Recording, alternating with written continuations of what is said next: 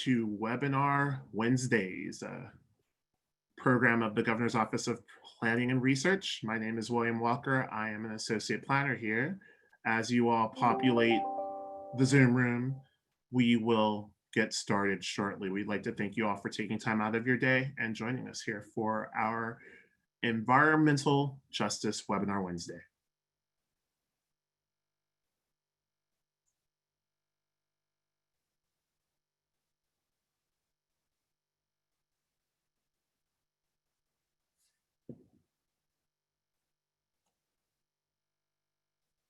We still see folks trickling into our room here for Webinar Wednesdays. We'd like to thank you for joining us, and we will get started shortly. It's a good time to make sure your audio levels are good and you know where the Q&A poll buttons are.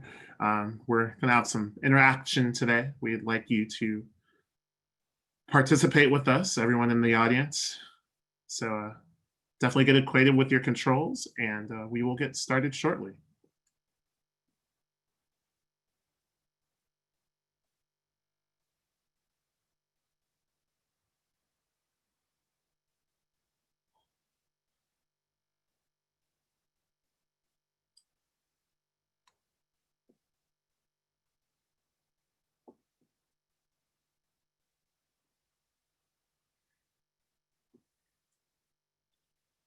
We are approaching about 2 minutes after the hour. My name is William Walker. I am here with the Governor's Office of Planning and Research. I'd like to welcome you to Webinar Wednesdays. The topic today is environmental justice and the update to our general plan guidelines.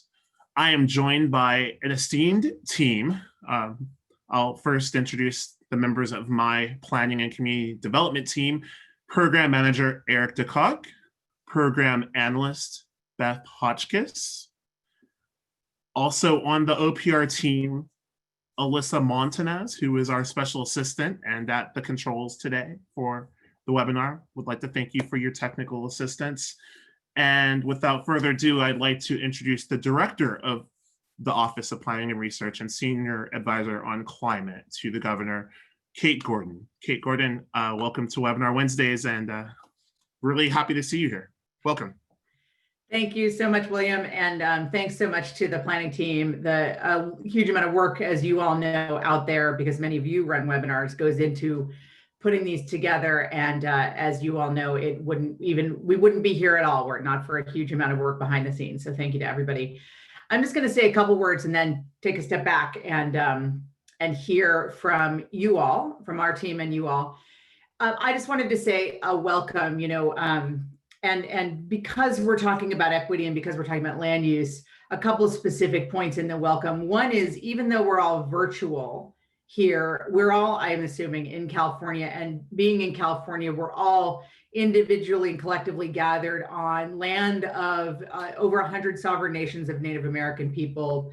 In my case, I'm in Berkeley, and so the Ohlone tribe is whose land I am on. I think all of you probably know or can learn whose land you're on. And I just ask everyone to join me, even though we are here virtually, to acknowledge the Native communities of California, elders past and present and future generations, and acknowledge that, starting from generations ago, that land use patterns in California have been part of a system of exclusion, and starting with exclusion of many indigenous peoples. And we start there in the document, we start there here. I think it's a really important thing to acknowledge going forward. Also, let's just be honest that we're in a very, very strange time right now, and a very difficult time in California and across the world, frankly.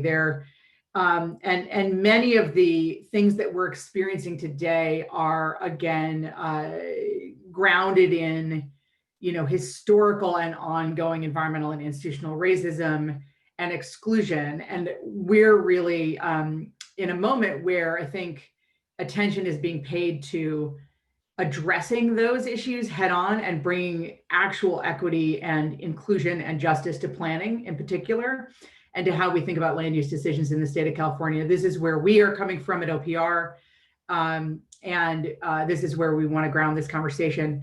I wanted to particularly recognize the specific injustices that continue to be experienced by Black Americans and Californians through unjust killings at the hands of police, through institutionalized racism, structural racism throughout the state, and also just to all Indigenous and people of color who have suffered these injustices because of the color of their skin. This is incredibly important. We are also, of course, in the middle of the COVID crisis, and there's a whole bunch of other things that are being experienced by all of us because of the pandemic, including just disproportionate impacts on vulnerable communities. So, huge amount going on. Many of the issues we're experiencing today are grounded in structures, and particular land use and planning structures that are part of California history. And we can't turn away from that and say that's not true, but it is something we can acknowledge and we can think about as we plan and grow going forward. The governor has made a call for equity and justice a key part of his California for All agenda. And we are here as part of that agenda, owning these issues, trying to make a difference and trying to move forward. Not, as my colleague Sarah White says, not bounce back, but bounce forward. Our update today to the general plan is coming after a very long stakeholder process. And I just want to acknowledge a couple of folks who we've been very engaged with throughout. First of all, a number of local stakeholders who've been providing feedback and specific support throughout. I want to specifically call out CEHA and the Leadership Council for Justice and Accountability and the Center on Race, Poverty, and the Environment, among many, many others. At the state, we are at OPR very, very focused on our role with other agencies. And we know that equity and inclusion and community engagement are all multi-agency, multi-sector issues. And so we've been working very closely, particularly with Cali PA, with CARB, with Housing Community Development, with the Department of Justice, and with others across the administration to make sure that the general plan guidance we're talking about today aligns with their efforts, and including with key tools like Cal Virus Screen, which has been such an important part of incorporating in a very meaningful way equity into some of our planning processes. This is a milestone, and we're really, really happy it's out there. And I'm excited to hear more about it from my team and to dig into it a little. It's not the end of the road, it's the beginning of the road. This is now the moment we turn to how do we actually implement this, and how do we move forward with it? How do we make these issues real at the local level? And going forward, there will be amendments, there will be process, and we will always want to know from you, how is it working and what we could do better? So I'm going to leave it at that and turn to the meat of the presentation. But just thank you again to everybody for being here. Thank you to all of you for the work you do every day to make these issues real and to create a California for all. I'll turn it over.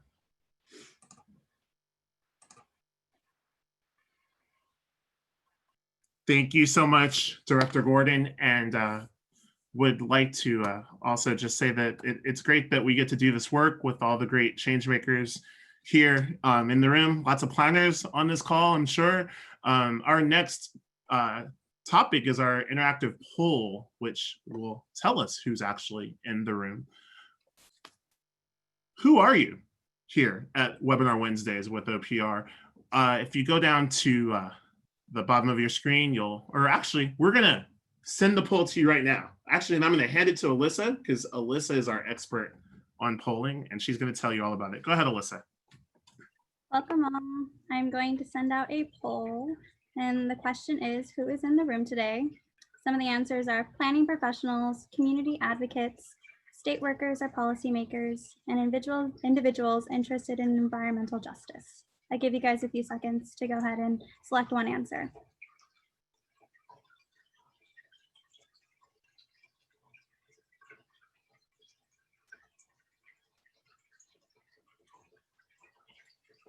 Definitely good to know who's in the room today so that we can try to tailor our comments to who we're speaking to. We're going to go ahead and give that a few more seconds because folks are still trying to vote. There is a polling button at the bottom of your Zoom screen that you should be able to select. And folks are on the Q&A just noting it would be good to have asked about local government officials. So I don't know that we had local government in there. If you're a local government, I'm sorry for that. I don't know if there's a a way we could acknowledge that for county government, for instance, is the question in the Q&A. If you're in local government, let's call you a planning professional. Let's just stick with that, if that's okay. I know that there are probably some folks that might be in other roles. Looks like planning professionals, including our local government officials, are the majority of who's in the room. So thank you all for joining us, and we'll definitely keep that in mind as we tailor our program today.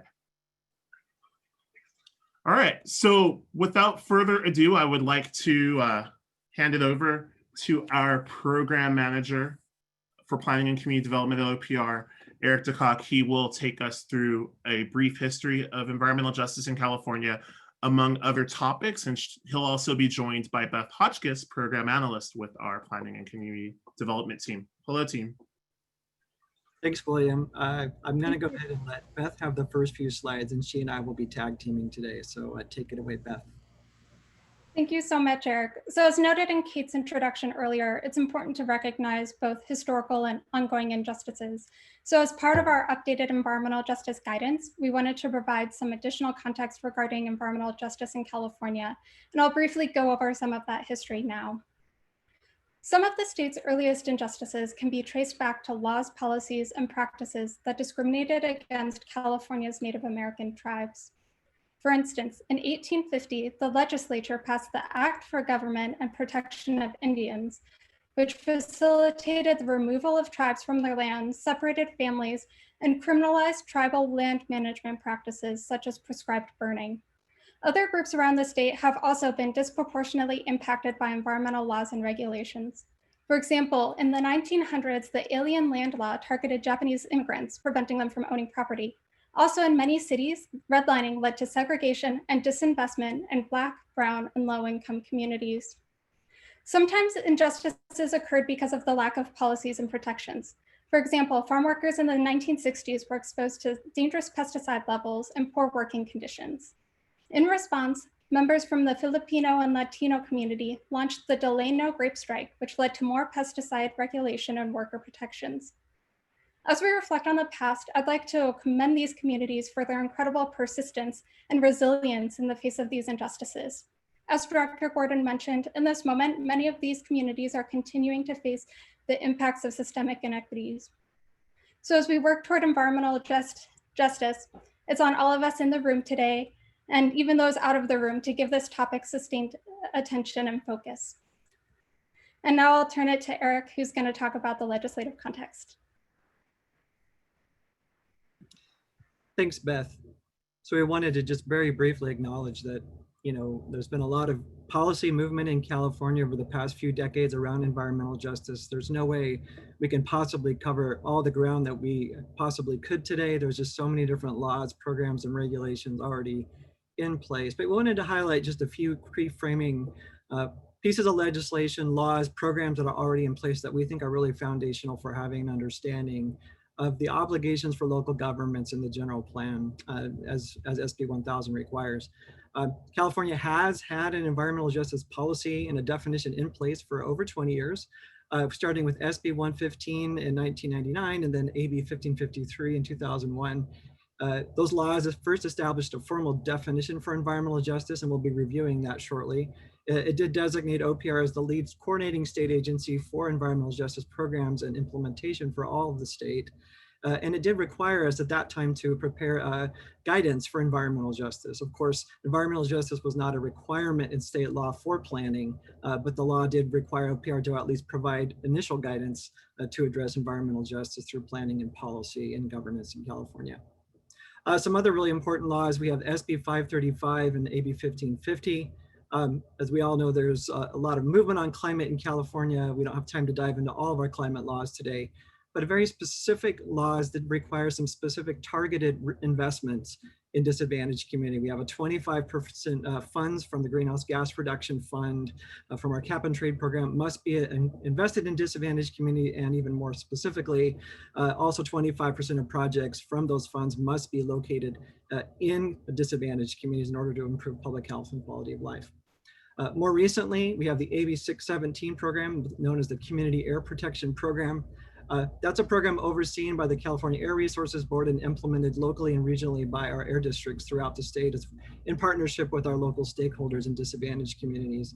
And that program is aimed specifically to reduce air pollution in communities who are disproportionately and most impacted by air pollution. And since air pollution is such a central and unifying and major issue in California and around in the nation as it relates to environmental justice, this is a huge foundational shift. This bill actually came after SB 1000 and not too long after it. So we'll be highlighting some of those connecting points today.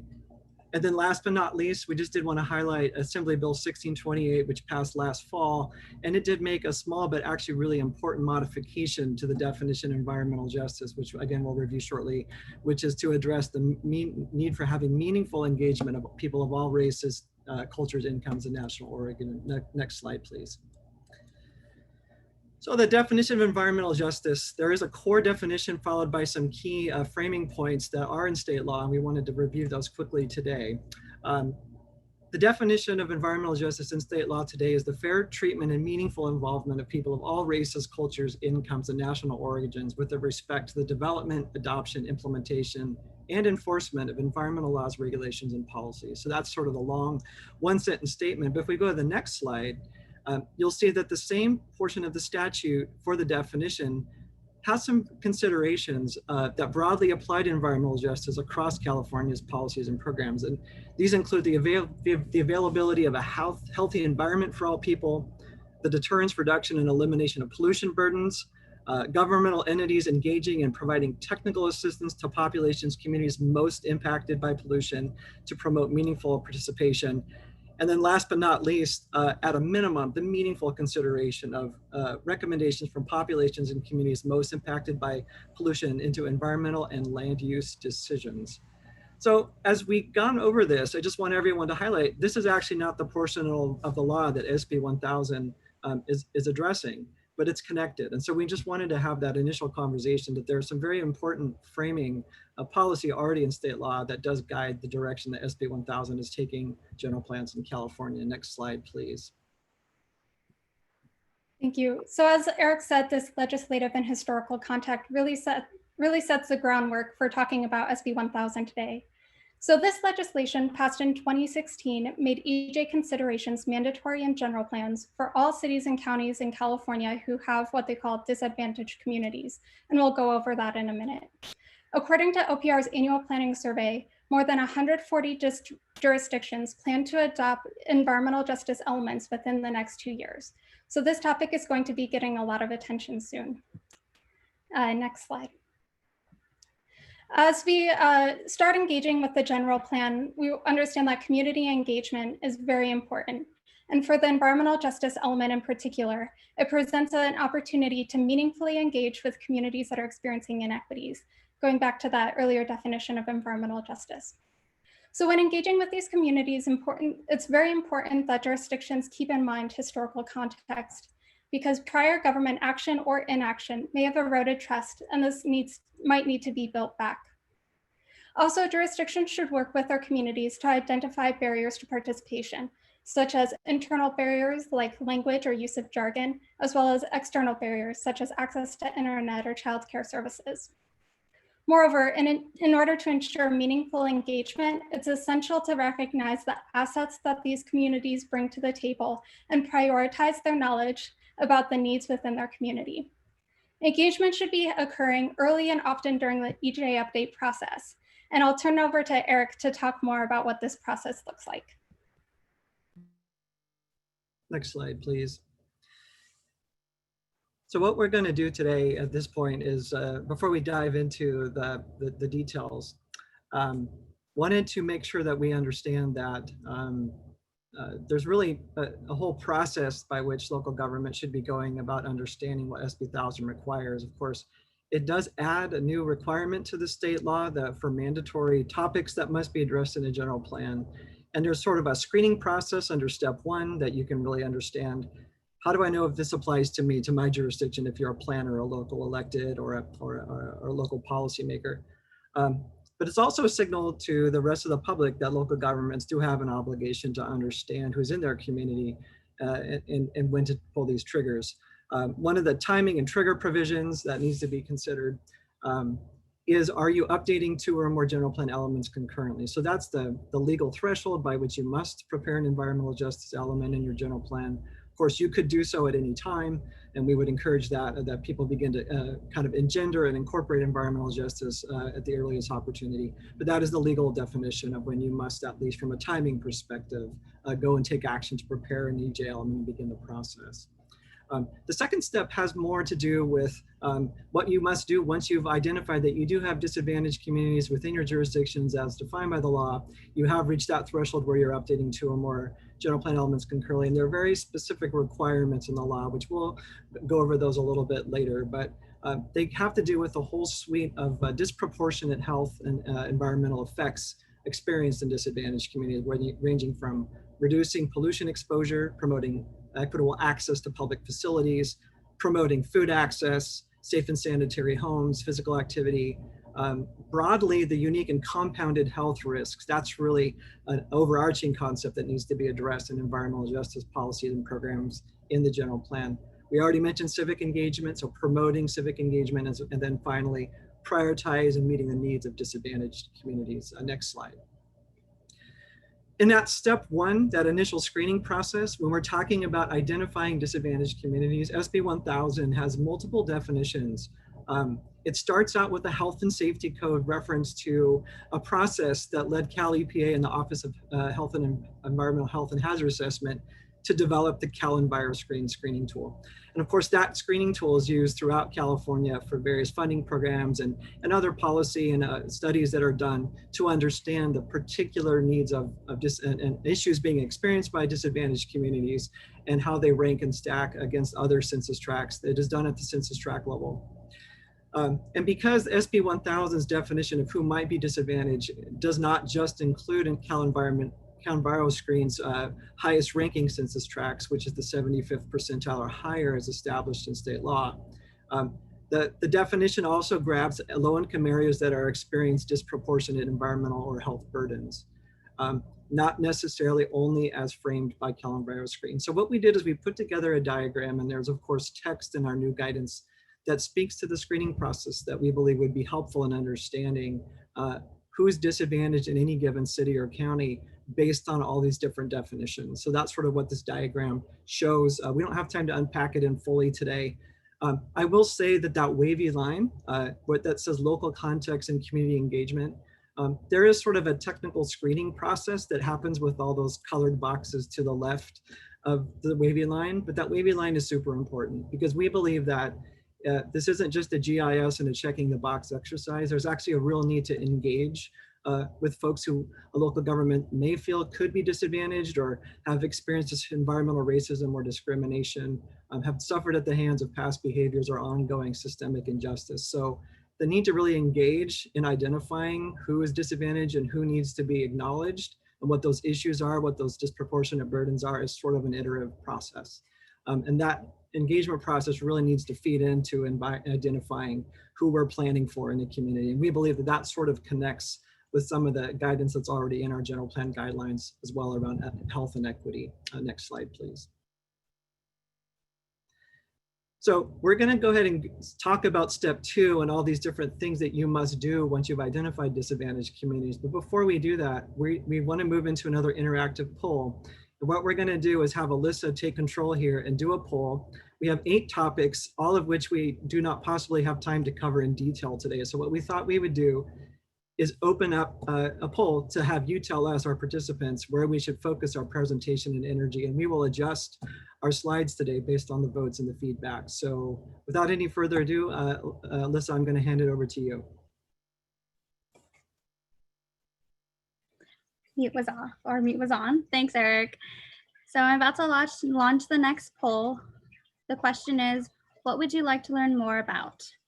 Pollution exposure, public facilities, food access, safe and sanitary homes, physical activity, unique or compound health risks, civil engagement, or prioritizing the needs of the disadvantaged communities. Go ahead and select one answer and we'll show the results in a few seconds.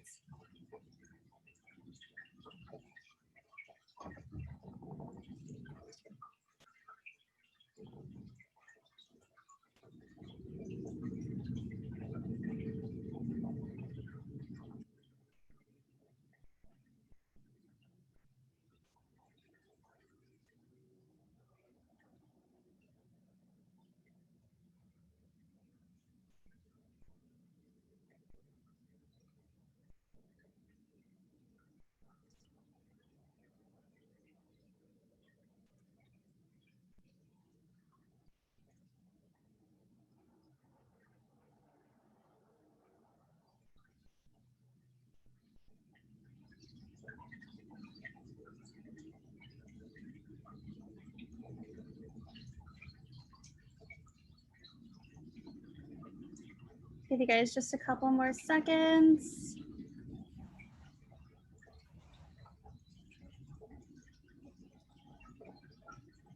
Alrighty. And here are the results. Prioritizing the needs of the disadvantaged communities is our top result. So we're going to go ahead and start with that topic. And I will hand it back to our presenters. Thank you, Alyssa. Thank you. So in the environmental justice guidance, it requires that jurisdictions create environmental justice policies and programs that focus on areas identified by the local community for improvement. And they also include mechanisms and monitoring tools so that you can implement, you understand how you're tracking implementation of the prioritized programs that were identified with input and engagement from community members. The plan should also outline reporting and communication strategies so that there's transparency and governance, and to convey the status and outcomes of the policies and programs back to the residents.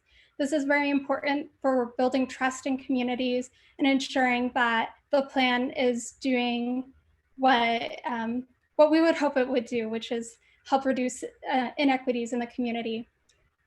And on the right here, you see the Healthy Development Guidelines. This is one example of an initiative based out of Oakland in which a lot of community-based organizations came together and they created a robust process to help prioritize community members' needs. So if you have any questions or want an example of what this could look like, I encourage you to look at this case study. And Eric, do you have anything else that you would like to emphasize or add? Yeah, sure. I would just say that I'm really glad that this got the top vote in some ways, because this is the actionable part of the statute, right? So there's a need to do a lot of studying, engagement, identifying policy and addressing topics, but it means nothing if we don't prioritize and actually take action through implementation. And so I think for us as OPR and as your state agency giving guidance, this is one of the things where we really hope that folks look at what's actionable. It's not just enough to recognize the historical injustices, to document existing conditions and give sort of lip service. We want to see actionable policy on the ground that actually moves towards transformation and meeting the needs, the very real needs and the disproportionate burdens and health effects, as well as just inequitable conditions and infrastructure, programs, services in the community. So we're really hopeful that folks take a look at that part of the guidance and look at some of the best practices as well that we put in some of the case studies and example policy documents, which we'll talk about shortly.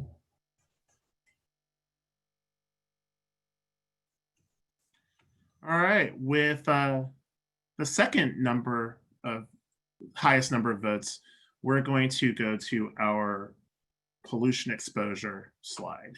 That is the next topic of choice for Webinar Wednesdays. Take it away, team.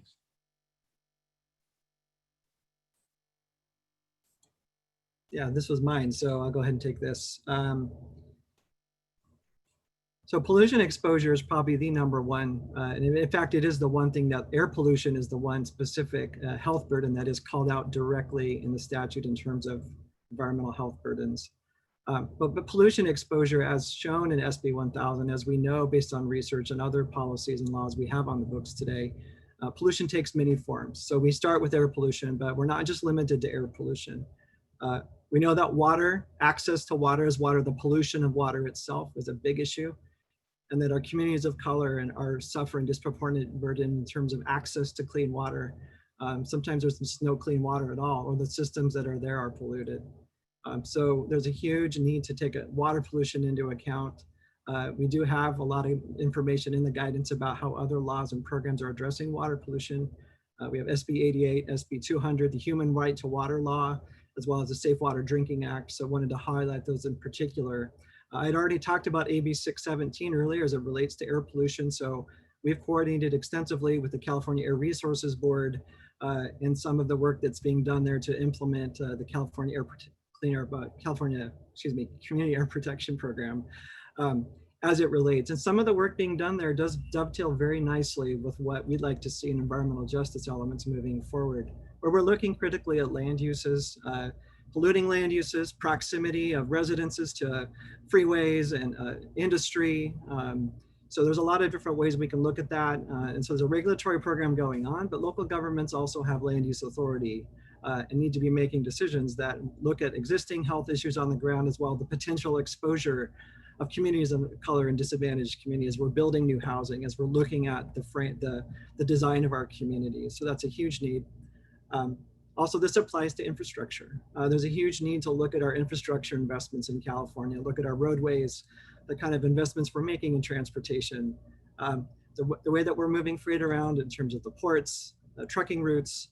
Of course, we have technological investments we're making through all of our different laws and regulations to clean up the vehicle fleet and work towards meeting our air pollution reduction and climate goals. So there's a lot of work that can be done in that space that's localized, where local governments can be supporting statewide action to reduce emissions and to clean up the vehicles.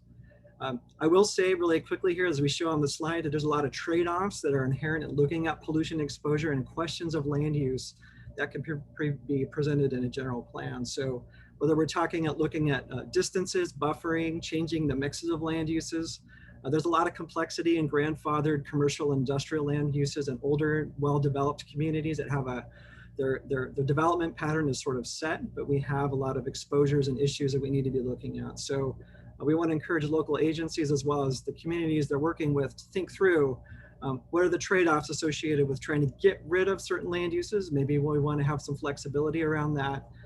Thinking through things like performance standards, making sure that if we are going to allow commercial industrial near residences, that those uses are working towards cleaning up, or that we won't allow any more uses in residential areas unless they meet specific standards or criteria. In some cases, it may mean getting old, very heavy polluting uses out of a neighborhood, or at least working towards that in the future. So there's a lot of different tools in the toolbox.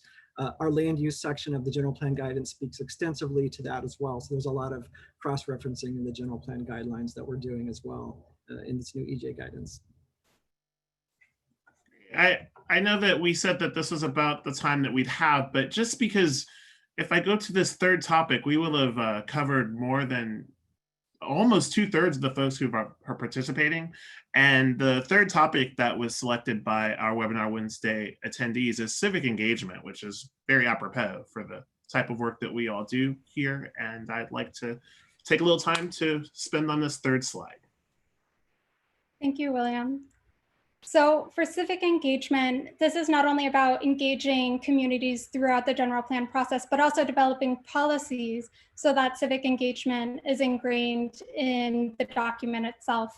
And for civic engagement, we have this diagram that's also included in our environmental justice guidelines that shows different levels of engagement, all the way from informing to empowering. And all of these examples of engagement have different impact on stakeholders and how they can make an impact in their communities. For example, if you're just informing from the jurisdiction level, that rarely has any impact. You're just doing a one-way giving out information, but stakeholders, there's no mechanism for them to talk back to you. While empowering and having is where the public will make the final decisions. And that's two-way, very high impact, very much collaborative, and can really help communities shape the future that they want. And so with this environmental justice guidance, we think that local jurisdictions, while they can use a variety of strategies and they are encouraged to use a variety of strategies, we're really pushing them to move more down the scale towards the collaborate and empower type of activities, so that disadvantaged communities can shape the future both at the general plan level and, again, more specific project and program levels, which ties nicely into the first question about prioritizing these communities in your plan and making sure that they can engage at all levels of government.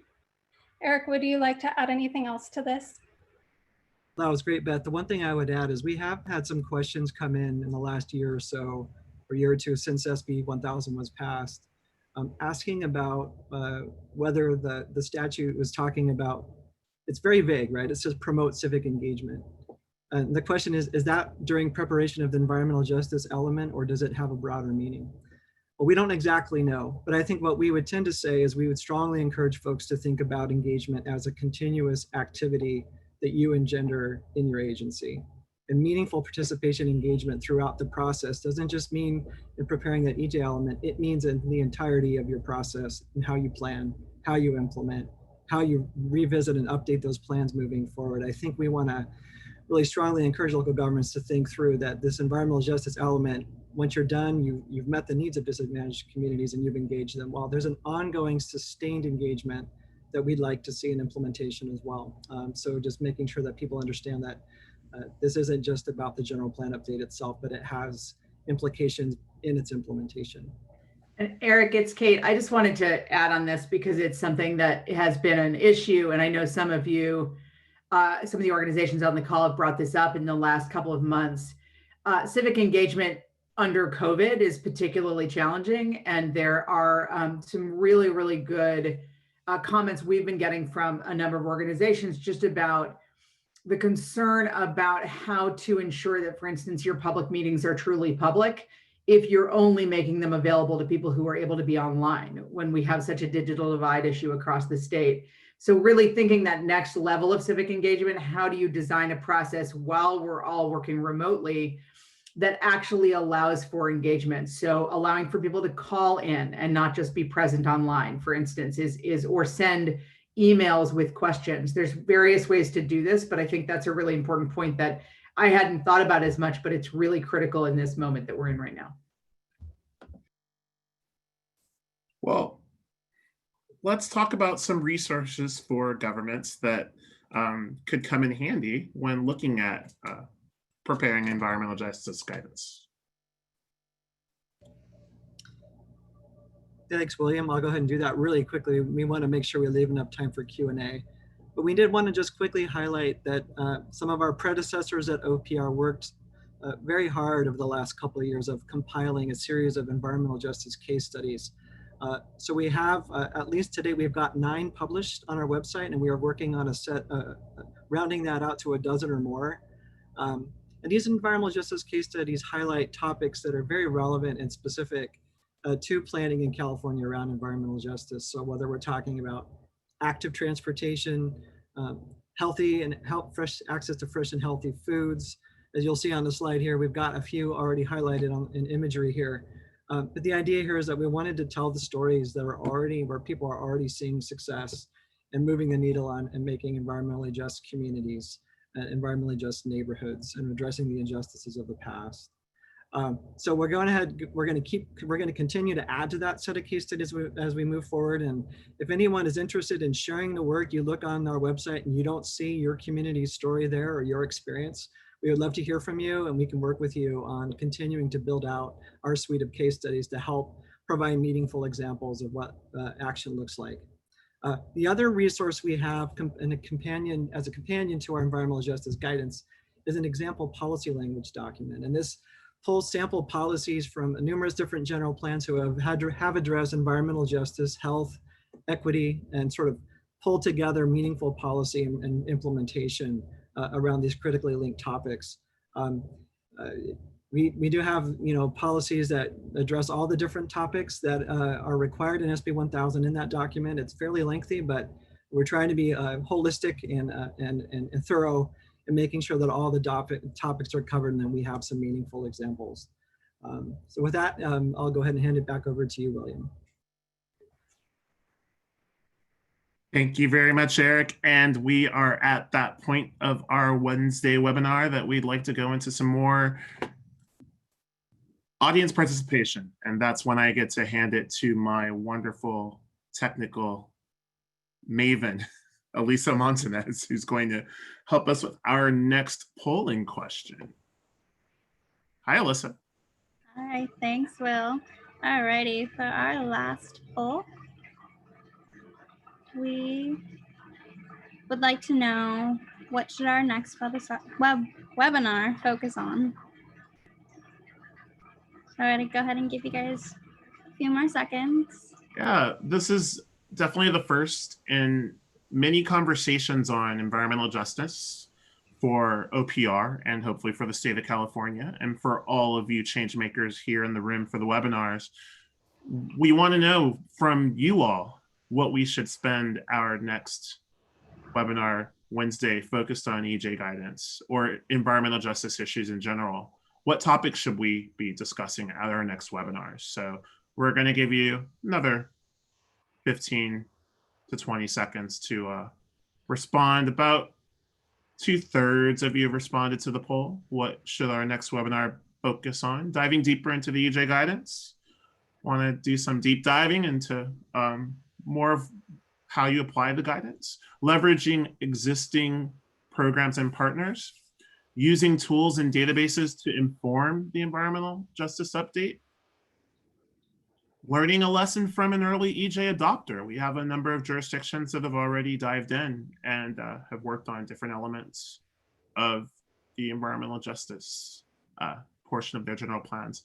The last option is finding funding for the EJ update and implementation, for especially considering the times that we're in where revenues are down. A lot of jurisdictions might be looking for ways to fund adding something like this to your general plan.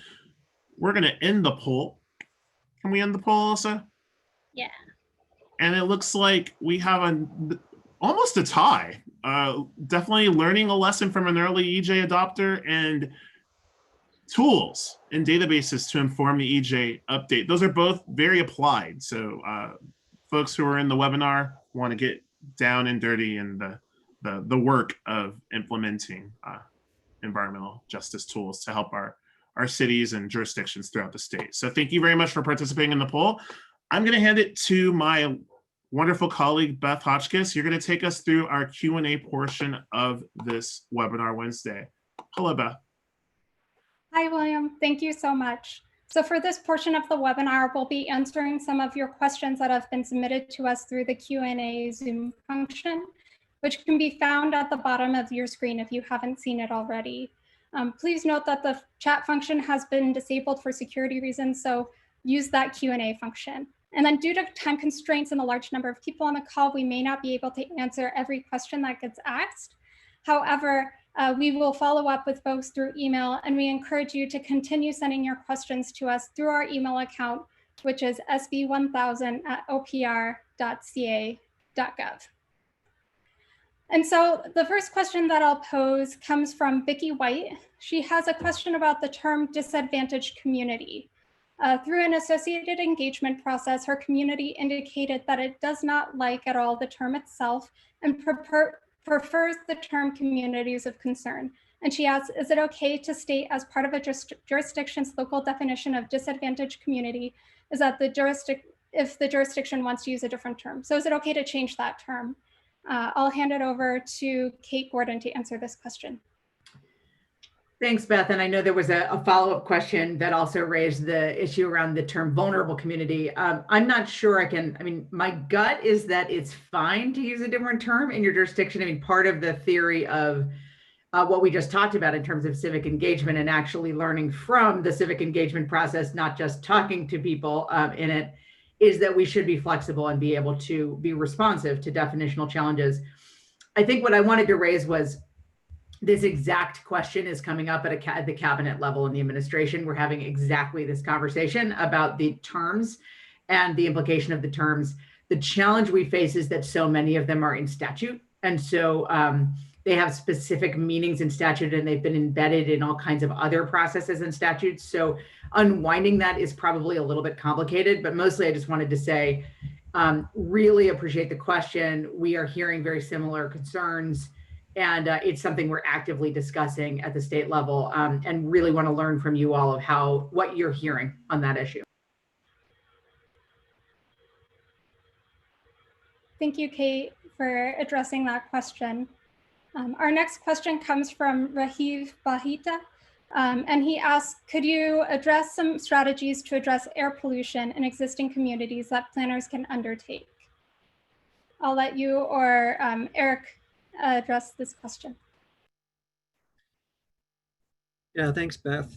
I think I addressed this partially in my remarks. Of course, we were trying to make sure we had room for all the different topics we wanted to discuss based on the audience voting today.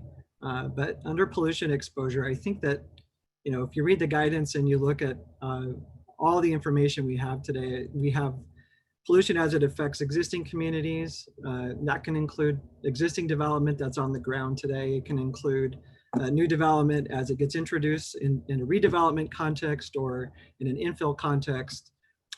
We also have the opportunity, so there's a land use dimension to that, and I think there's a lot of different levers or tools that are in the planner toolbox, whether we're talking about zoning, performance standards, overlay zones. Some communities have chosen to use grandfathering and changing designations to make the mix of uses less flexible. Sometimes communities have chosen to make the mix of uses more flexible depending on the desired outcome as it relates to pollution that might be present in existing land uses in existing communities.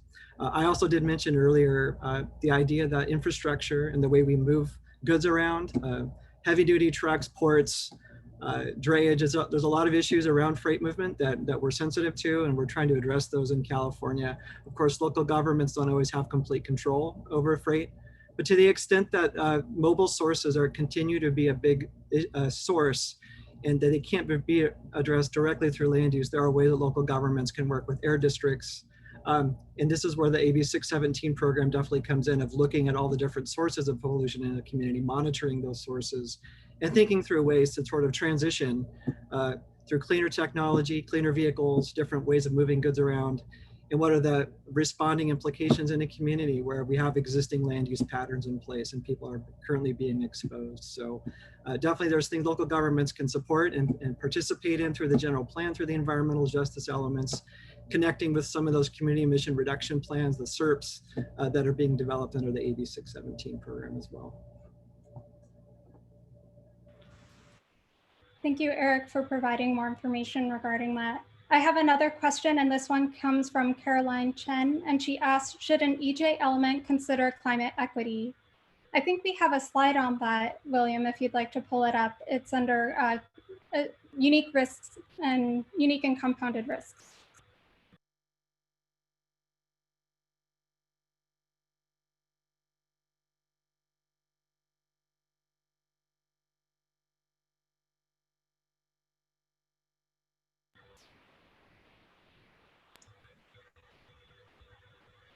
William, I think you went past it.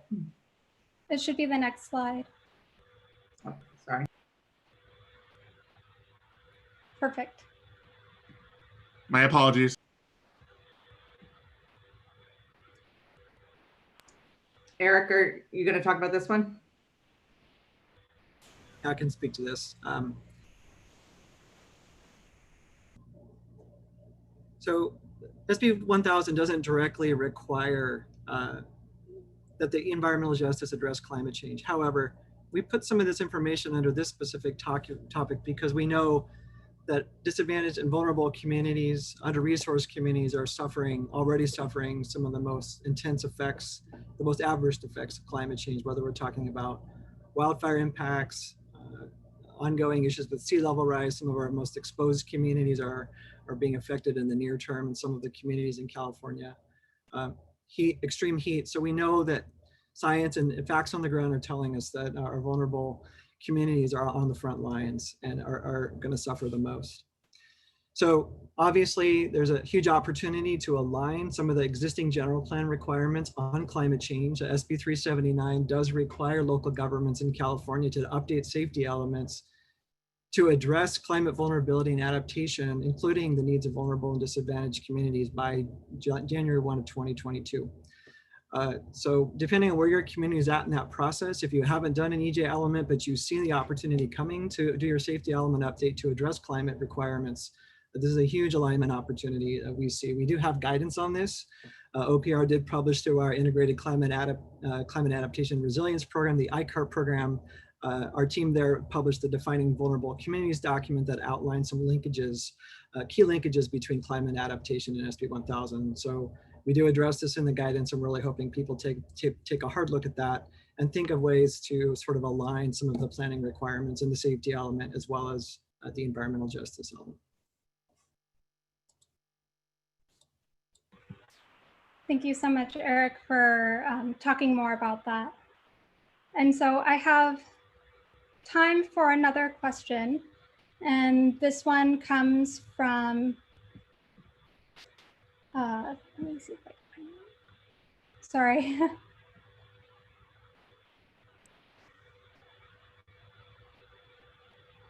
This question was about general plan, the EJ element and how it's connected to the rest of the general plan. And they asked, do you recommend a standalone EJ chapter or a dispersed EJ language throughout the general plan update? Yeah, I think we do not have a specific recommendation on that in the guidance. We acknowledge that the law itself states that there is flexibility. So the EJ requirements in SB 1000 in the section of government code that specifies the requirements, it actually says environmental justice element or a separate element that addresses the topic basically. So we would encourage either approach. It really just makes sense what works best for the community. As with all statutory general plan requirements, what local governments call a specific elements, how they choose to organize or name the chapters or elements of their general plan is completely at local discretion. Just the burden is on the local agency to make sure that the statutory, the requirements are basically met as specified. So there's a lot of flexibility. The full body of general plan guidelines also provides more guidance on that latter point as well.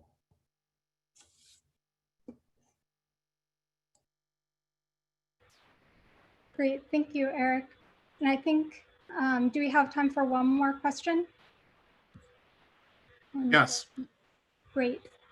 So this last question comes from Jessica Medina, and she asked, will guidance materials on these topics be developed for community audiences? Because several people have asked how community members can be more involved and or hold their jurisdictions accountable to requirements in the long term.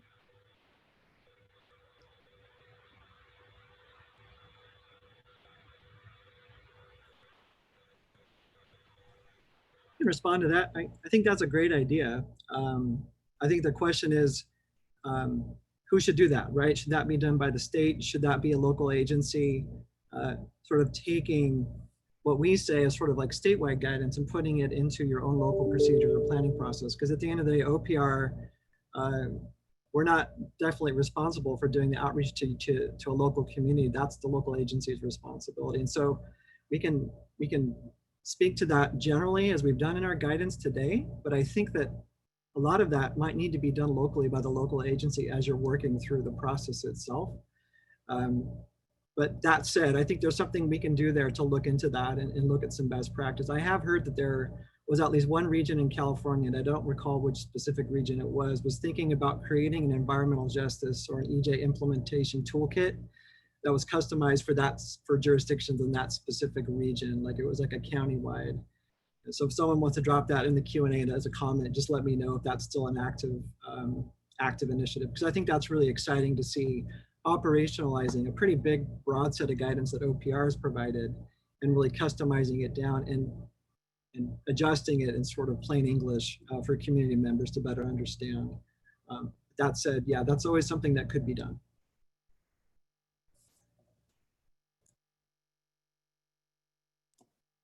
I actually think, I mean, we've got time for one more question. I actually see a question that I'd like to throw out there, and I hope I'm not preparing my my team. I didn't even have my video on. You know, it's a big deal if.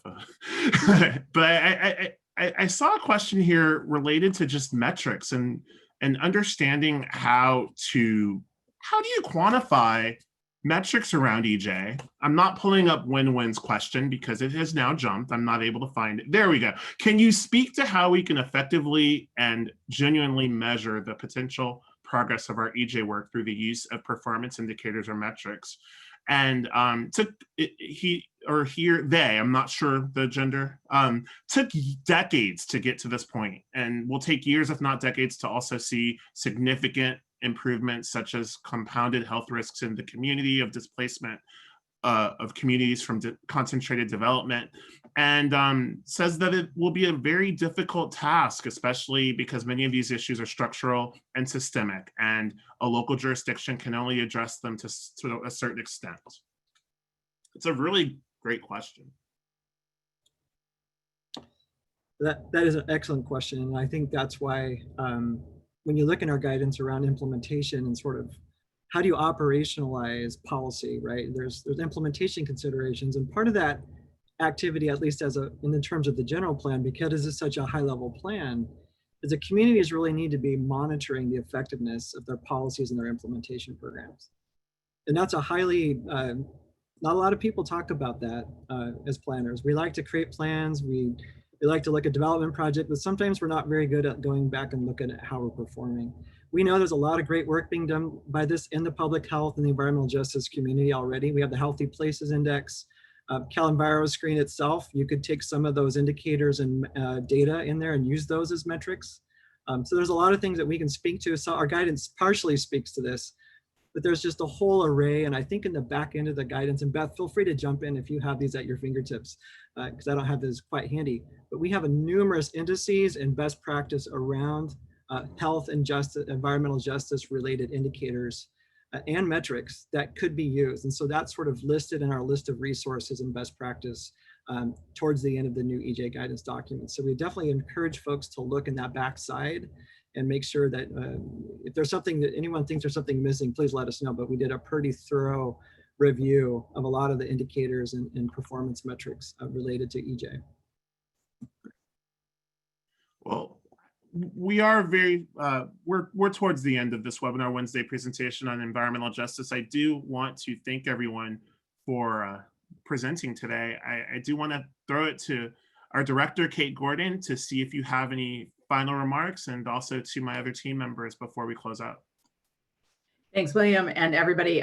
Great questions. I was monitoring the Q&A a little bit, and just really, really pleased at the level of engagement and the level of questions. And you know, this is obviously so important, and you're asking the right questions. The terminology is really important. The metrics question is really important. Enforcement is really important. We don't have all the answers to all those questions, but I think one of the most important things, I will admit that I said learning from people who have already started implementing as my answer to the next webinar, because I really want to hear from you all about what's working and what isn't working. Ultimately, our guidance is only as good as how it works in implementation. So we really want to hear from you what you're seeing there on the ground. And just thank you so much for being there and being in the front lines and doing this work. Really appreciate it. And we want to hear from you. All right, Beth and Eric, do you have any final remarks as well?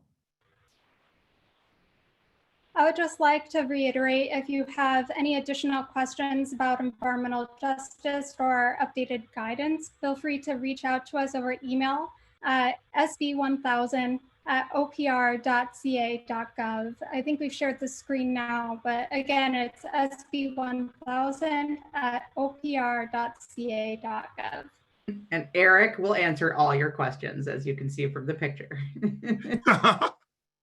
Eric, any final remarks?